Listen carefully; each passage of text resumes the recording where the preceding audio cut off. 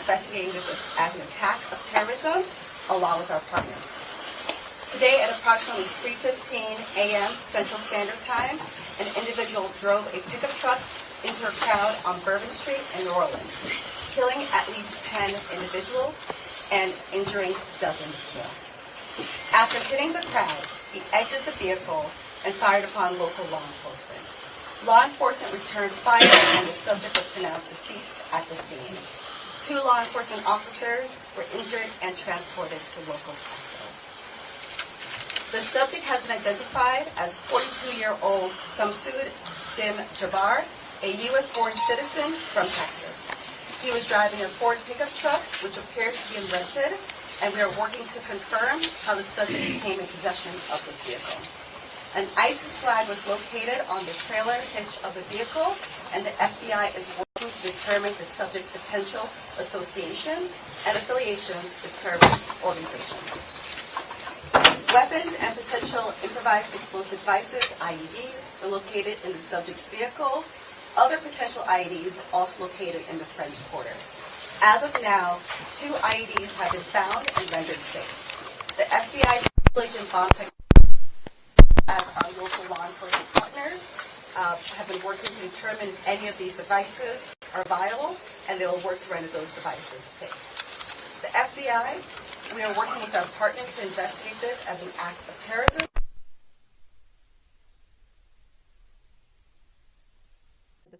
The possible subject's associates, we're working to ensure that there is no further threat.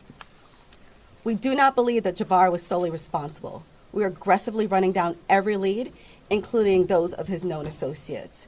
That's why we need the public's help. We are asking if anybody has any interactions with Samsud Dim Jabbar in the last 72 hours that you contact us. The FBI is asking the public's help. We're asking anyone who has information, video, or pictures to provide it to the FBI. We have set up a digital tip line as well as our 1-800 number, 1-800-CALL-FBI. Please provide us with any information that can assist us in this investigation. Once again, thank you for your patience and assistance. For an updated statement or information, please check the FBI's website and our social media accounts. I will now turn over to Mayor Cantrell. Thank you. Thank you. Thank you very much.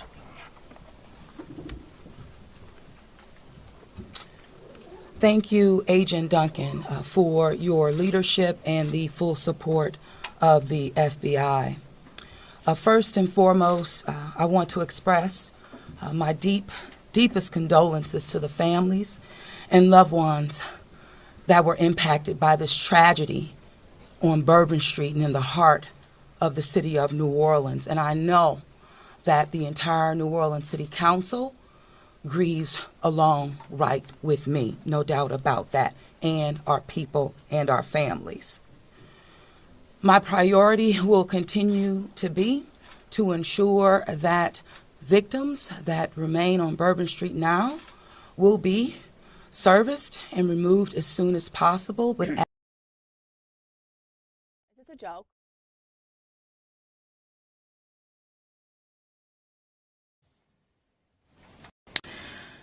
I also want to acknowledge hearing from President Biden, all of our federal partners, but most importantly, calling Governor Landry this morning, responded with haste, and we do say thank you. And of course, a demonstration of a unified support is right here in this room.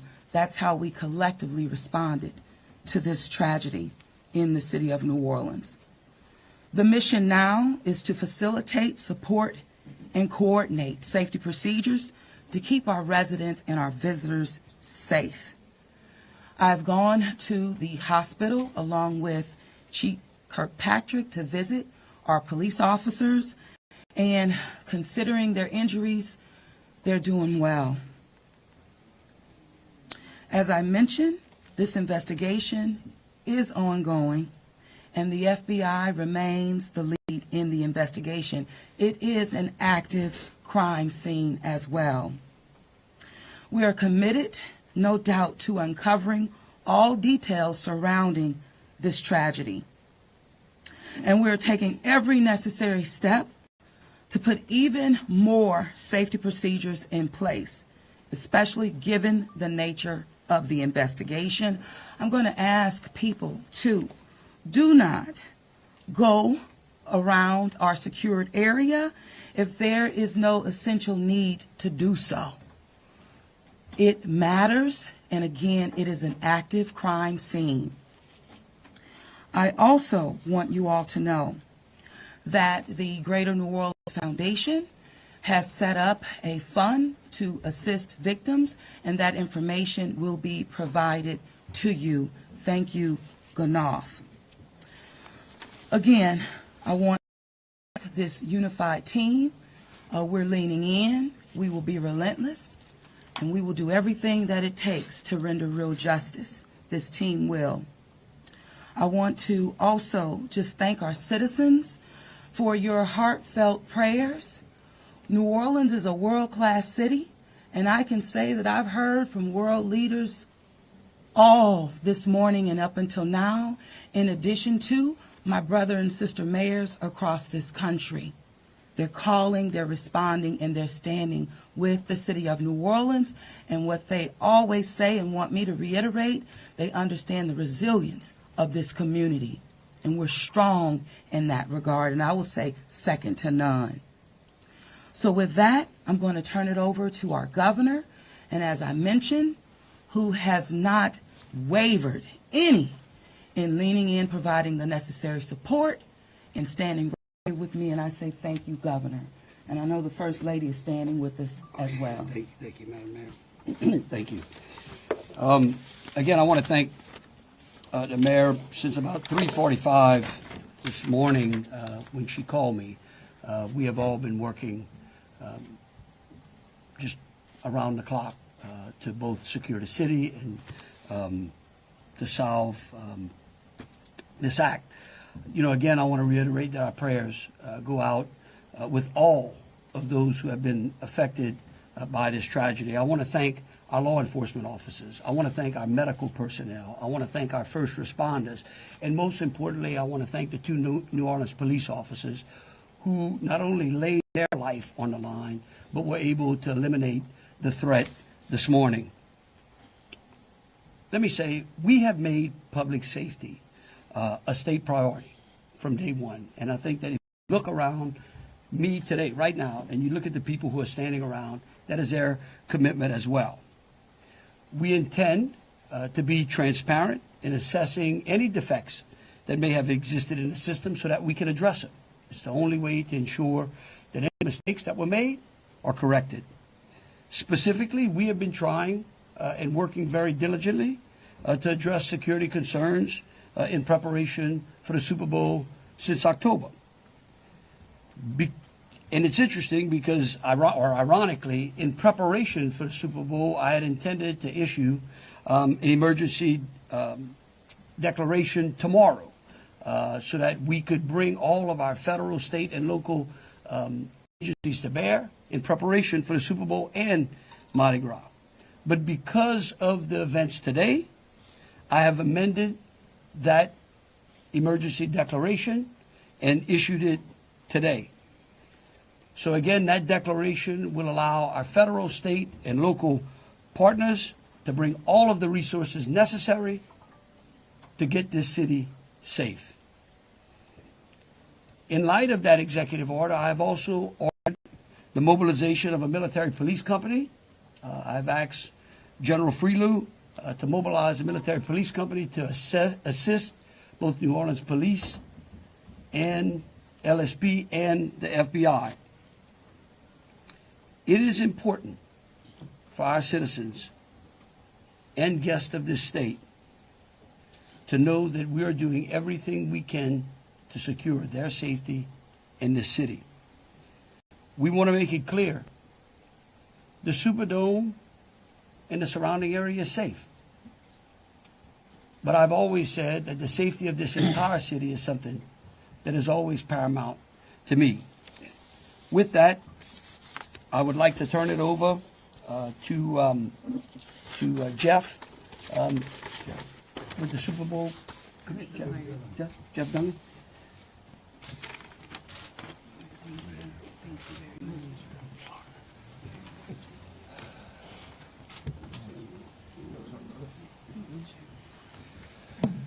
Good afternoon. Obviously, we wish we weren't here for this reason today. The Sugar Bowl Committee has a 90-year history of being a good corporate citizen for the city of New Orleans, and that's why this tragedy hurts us as much as anybody right now. So our condolences, thoughts, and prayers go out to the victims and their families as we all work through this. Of course, anytime we have a major event in the city of New Orleans, public safety is paramount, and we have full faith and confidence in the governor and the mayor and all the assets, the federal, state, and local resources that they've applied to this event so that we can ultimately bring those responsible to justice and carry on with the major events that we have in front of us.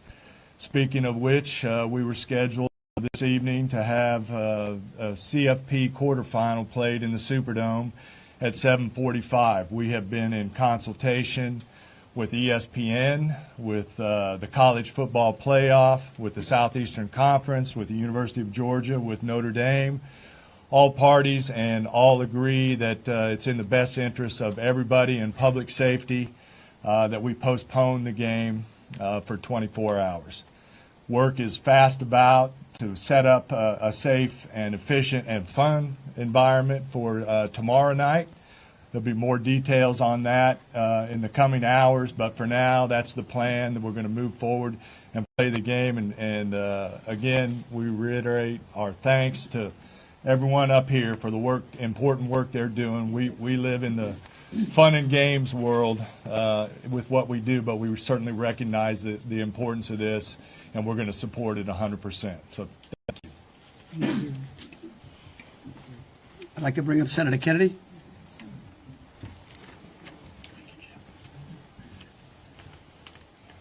I wish I understood better why bad things happen to good people. If I make it to heaven, I'm going to ask. For those people who don't believe in objective evil, all you have to do is look at what happened in our city early this morning. I am, if this doesn't trigger the gag reflex of every American, every fair-minded American, I'll be very surprised. I'm here because these are my people. I'm here because these are my people's friends. I'm here because there are a lot of Louisianians that are scared tonight. I don't want them to be. There's a lot of information going around. Some of it is actually true. Some of it isn't. The federal government is now in charge of this investigation. By that I mean the White House, the FBI, the Department of Homeland Security, and the Department of Justice. I have not talked to the FBI. Maybe they've talked to my staff. I don't know.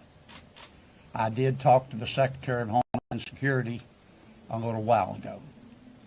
And I told him that with all the respect I could muster, that we expect to put the full force and resources of the federal government behind this investigation. Our state troopers, our local police departments, our sheriffs, we've got many sheriffs here today, have been terrific so far. The federal government is cooperating with them. I hope that will continue. Here's what I want to ask from the federal government. Catch these people. Catch these people. And then tell the American people the truth. Now, I don't want you to tell us yet anything's going to interfere with your investigation. And there are things that I've been told that I think are true that I'm not sharing with you today because it could interfere with their investigation. But after we get to the bottom of this, they need to tell the American people the truth, and the people of New Orleans the truth, and the people of America the truth. I think the mayor and the governor are very wise to postpone this ball game for 24 hours. There's just too much stuff we don't know, and it's just not worth it. But I guess my final point is I will promise you this. I will, when it is appropriate and this investigation is complete, you will find out what happened and who was responsible. Or I will raise fresh hell.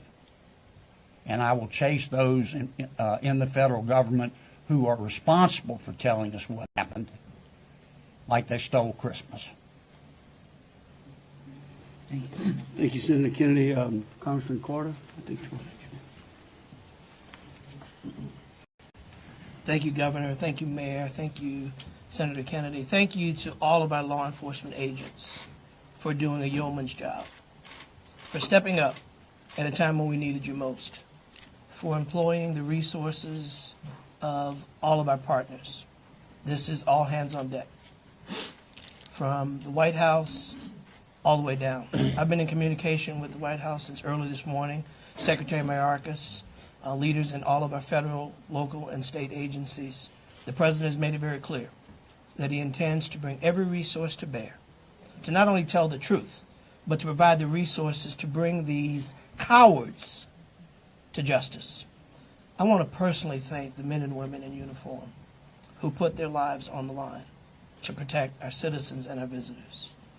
To our mayor and our governor for acting expeditiously and bringing us all together.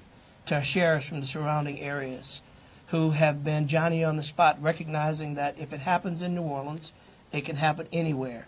We don't have the luxury of being myopic. In this community, we work together. We don't point fingers. We don't blame. We go after the bad guys. Let it be clear that the full faith and credit of the United States and every agency therein is on the ground, working. And for those who may have played a role in this horrific act of cowardice, we will find you. We will bring you to justice. New Orleans is a place that heralds its ability to protect its citizens, that heralds its ability to manage major events, Super Bowl, Sugar Bowls, Mardi Gras, Jazz Fest, Essence Festival. You name it, no one does it better than law enforcement in New Orleans and in the surrounding area. Kudos to those two officers who've been wounded. Our hearts go out to those who lost loved ones. Our hearts go out to those who are wounded and on the mend in the hospital. Citizens, now is the time to stay calm, to be vigilant. This is not a time to come out to sightsee. Listen to your federal, local, state officials. Be vigilant. If you saw something, say something. If you know something, tell someone. There are tip lines, there's information available. Please, all hands on deck. Rest assured that the decision that was made to postpone the game was not done lightly. It was done with one single thing in mind: public safety.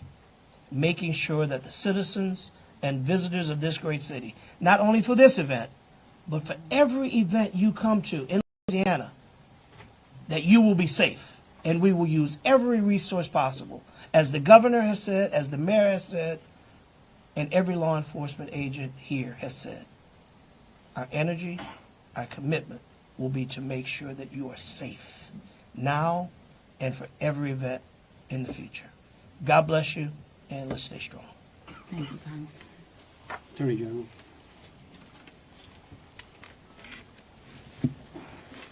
I first want to extend my sincerest condolences to the families of the victims.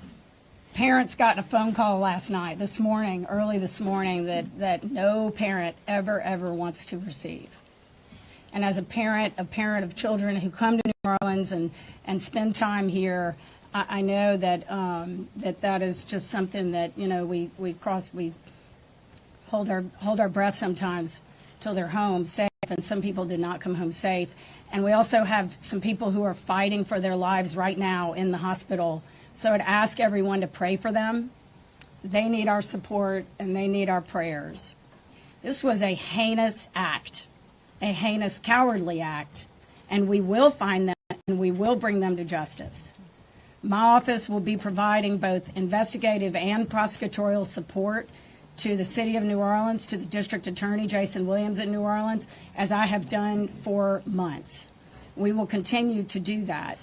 We will provide the governor with whatever support that he needs, and the Governor's Office of Homeland Security, whatever support that they need. I'll be here to help. I will be here to stand with the City of New Orleans. We will bring them to justice. Thank you. Thank you. Thank you, Governor. Thank you, Governor and Mayor. For those who do not know me, my name is Ann Kirkpatrick. I'm the Chief of Police of New Orleans. My official title is Superintendent, but my role is as Chief of Police. You know, you've heard some of the details today, and over the last 24 hours, we had approximately 400 officers in the French Quarter. And as we know, this is not just an act of terrorism. This is evil. And when we face evil, we have a choice. We can run in fear, or we can indeed stand in strength. In a time of crisis, people are looking for leadership. You are looking at the leadership. And I promise you, as the Chief of Police of this city has been tried by fire before. But fire purifies. Fire makes things stronger. We have a plan. We know what to do. We are going to get these people. There is a path forward. Very pleased that we will be back to having a wonderful game tomorrow night. New Orleans police have proven their ability to make the city safer. Just 2 years ago, we were the murder capital of America. Today, from that time 2 years ago, we have driven our murder rate more than 50% down. So we have a track record. But this is different because it's terrorism. Now, I want to thank all of our law enforcement partners. You're fabulous, and we appreciate the partnership. But last night, 3 of our officers engaged this terrorist who shot at them. 3 of the officers returned fire. Those officers did not run in fear. I liked what the mayor said this morning. New Orleans police and all law enforcement is built. We are built for dealing with evil, with things that would cause others to be in fear, but instead our officers, and last night NOPD particular, stood strong. They did not run. They did kill the terrorist. We have 2 officers indeed who received gunfire. They will be okay. We have personally gone to see them. But this is leadership for you. And I promise, as the Chief of Police of this fantastic city, that I will be strong and firm and fearless. Thank you. Thank you. In wrapping it up, I want to just close with a couple of things. I want to thank Senator Kennedy and Congressman Carter. I want to thank again all of our law enforcement officers out there. I want the families of the victims to know that I will be issuing an executive order that tomorrow, when Notre Dame plays Georgia, every flag of every state building in this state is going to be at half-mast. In remembrance of them, but remembering something else. That fear in this state is a liar. And these folks right here are going to make sure that justice is served. And for the citizens out there that were saying, well, man, do I really want to go to the Sugar Bowl tomorrow? I tell you one thing, your governor's going to be there. That is proof, believe you me, that that facility in this city is safer today than it was yesterday. And as we come 2 additional events in this city. I know in speaking with Senator Kennedy and Congressman Carter, an FBI acting director, and the incoming administration, that they are going to ensure that this city has the resources necessary to protect our citizens and our guests. And so with that, we'll take some questions. All right, if you could, we'll start over here with CBS. Katie, we'll work our way across the room. If I miss you, just give me a holler. I may not see you. Go ahead, Katie. Thank you, sir. Katie Weiss with CBS News. I mean, I think this has been a really tough day for a lot of people, but at this point, we're hearing that the death toll, according to some FBI sources, has gone up to 15. Is this true? Who wants to answer? I can speak for it, because unless you have a final number. We do not have a final number. We know that we have confirmed 10, but we did have people who had been transported who were in critical condition. And so I do not know that, but I can confirm 10. And one quick follow-up question, if I may. We know that there have been some local records in Texas about a misdemeanor background on this suspect. Any signs or warnings ahead of time about this person or their plans for what happened this morning? Because that is the investigation part, I will give the FBI. At this time, we cannot go into details about the subject's history. What I can tell you, the person was an Army veteran. We believe he was honorary discharged, but we're working through this process, figuring out all this information. The goal with the FBI is providing you with the most accurate and complete information. So once that information is confirmed, we'll make sure we push that out. Thank you. Ariel. At this time, do you know exactly, as far as the victims, how many are from here in Louisiana versus out of state, and their ages maybe? At this time, I can't go into details about all the victims. We want to make sure that first that the family is notified appropriately before we put any information out there. So once the families are all notified, then we'll go ahead and release a statement to everyone. And I would ask the press, in relation to the victims and those that are in the hospitals, you could just refrain from worrying about them so their loved ones can take care of them, and the medical personnel that are trying to get them out of the hospital can do so. And as information becomes available, we want to respect the privacy of those who are still either fighting for their lives or being cared for. Thank you. A follow-up, if I may. Go ahead. You guys mentioned accomplices. You don't think that the suspect acted alone. About how many more suspects are you guys looking into at this point? It's a range of suspects. Right now with the FBI, we do not want to rule anything out. So that's why we're asking if anyone has had any interaction with the deceased subject Jabbar in the last 72 hours, provide us with this information. You can provide us that information through 1-800-CALL-FBI or our digital tips line, which is available on our social media website, as well as the big FBI website. Can I say something like that? Tell me who you're with. WDSU. WDSU. Okay, and CBS. The NBC's over here on the Oh, that's an unusual position. I don't get it. You wouldn't. Look, the FBI is not going to be able to answer those questions, okay? They will eventually, I promise you, okay? Once the FBI has a chance to investigate all this, along working with state police, working with Homeland Security, working with the city of New Orleans, they're going to tell you what happened. I can promise you that, or I'm going to raise fresh hell. But right now, they're in the process of trying to catch the other bad guys.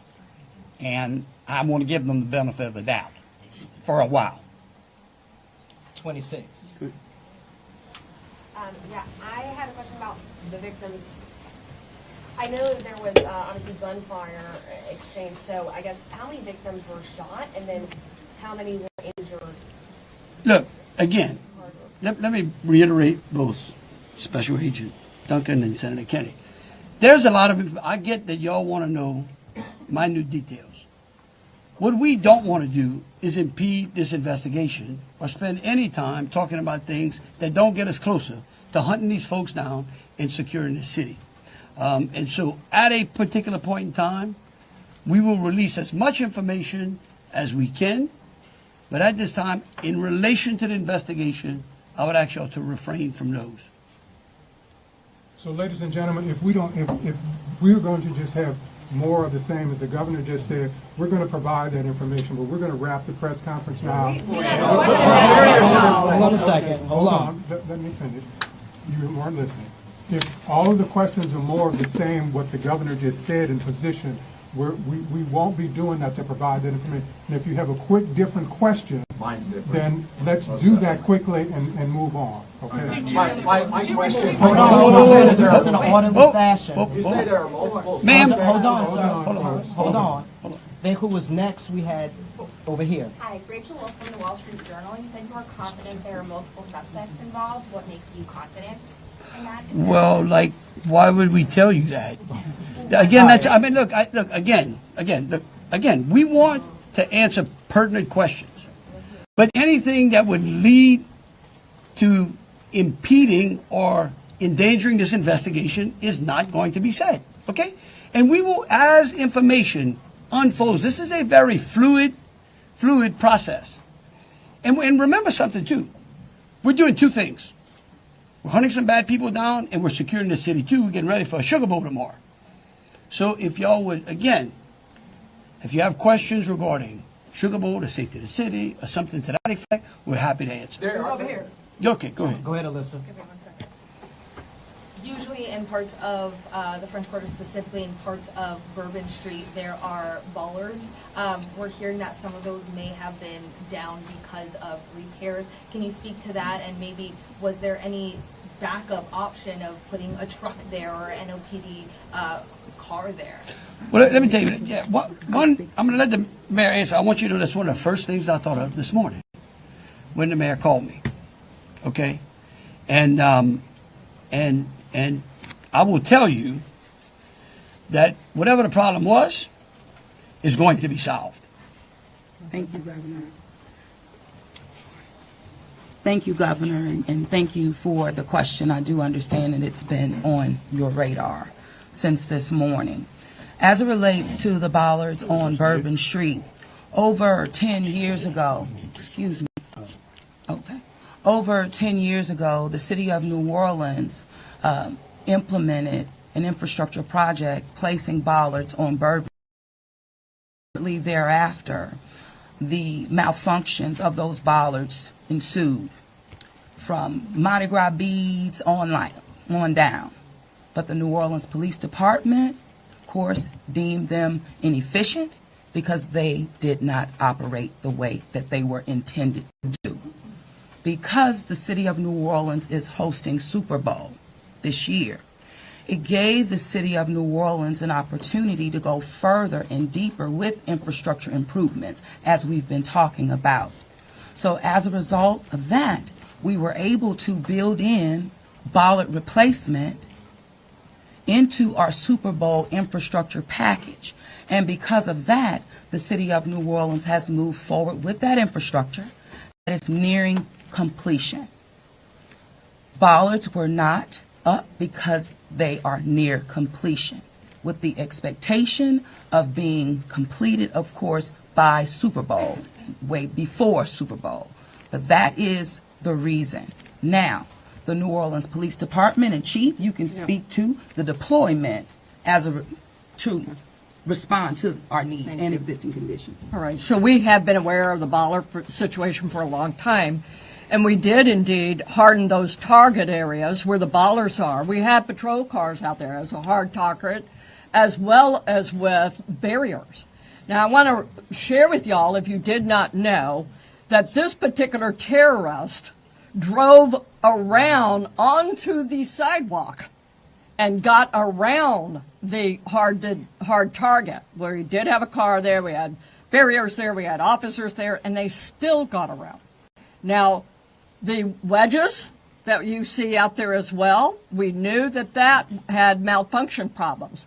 And I want you to understand, and it got stuck. There is no way that ambulance could get in or out, people couldn't get in and out, so we knew that these were malfunction. So we did indeed have a plan, but the terrorist defeated it. Let me just say this. we recognize we got a problem right here, right? We're going to fix it. It is going to be a top priority as we go into the Super Bowl and Mardi Gras. And the solution that we're going to come up with is going to be a permanent one. It's going to be placed into the standard operating procedure of having major events and securing that quarter. A follow-up, if I may. Obviously, Sugar Bowl postponed till tomorrow, but I'm sure after that game, a lot of people are going to want to celebrate. Are there plans to keep Bourbon Street closed? What does that look like? So right now, Bourbon Street is an active crime scene, and the FBI is in charge of it.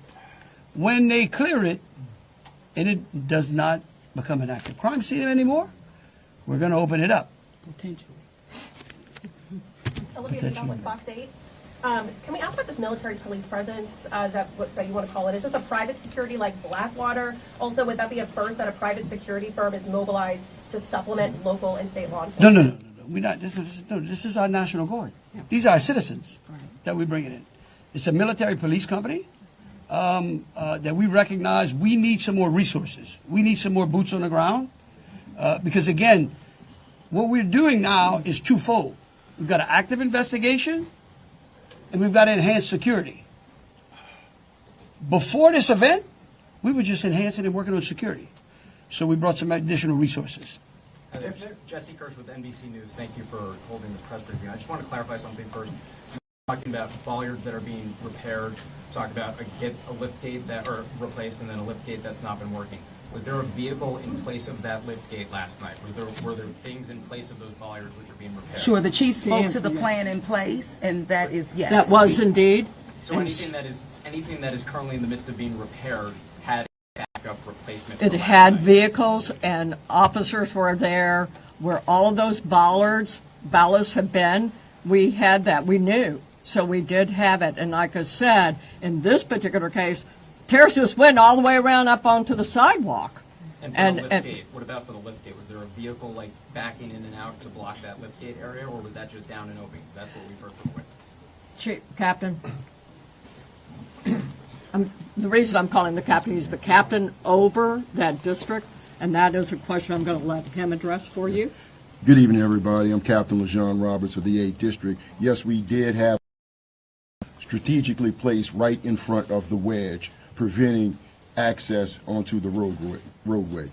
And in terms of the framework of security that was already in place on Bourbon Street, I know this is an ongoing project of improvement, but with how that was all aligned, was someone getting up on a sidewalk considered impossible or nearly impossible, or was this not something you expected you would have to account for?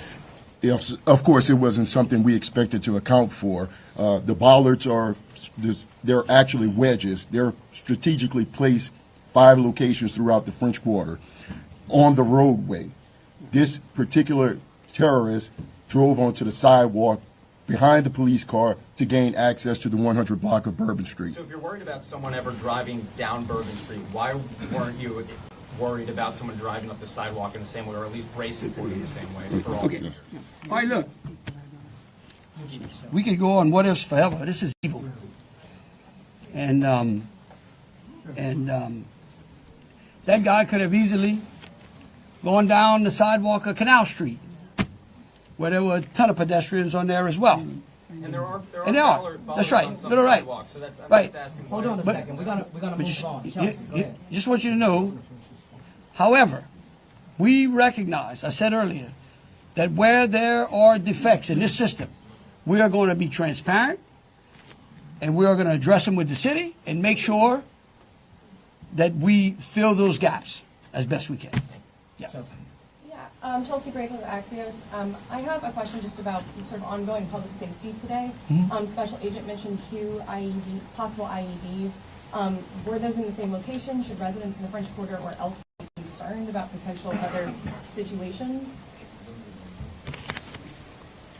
The 2 IEDs, they were in different locations, and what we've done in conjunction with our local and state partners, we've gone through and done a sweep to identify anything that we thought was suspicious, and we have not. However, as I said before, if the public sees something, please reach out to us. That way we can go through and verify that we did not miss anything. But we conducted initial sweeps, I think, starting shortly after our initial conversation. So I'm going to Thank you, Agent. I do want to share that we have a plan, and we have been implementing that plan. One of those plans is that we have swept all of these areas. The word swept means we have put officers out there as a grid, walking down the streets, every street in the French Quarter, looking for suspicious packages, bags, ice chests, you name it. And they have been walking it as a grid.